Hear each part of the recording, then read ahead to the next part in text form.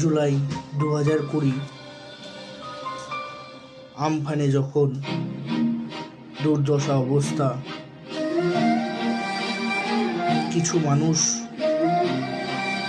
অসহায় হয়ে এই দুর্যোগে তাদের বাসস্থান সম্পদ হারিয়ে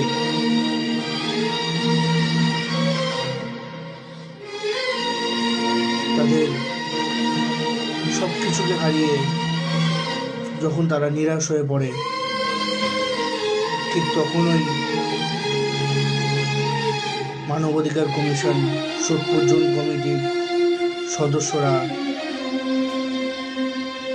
খাবার সামগ্রী ও জামাকাপড় নিয়ে তাদের কাছে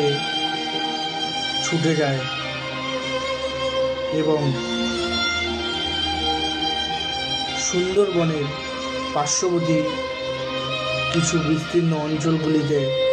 বা গ্রামগুলিতে সেই অসহায় মানুষগুলোর হাতে তারা দান সামগ্রী তুলে দেয়।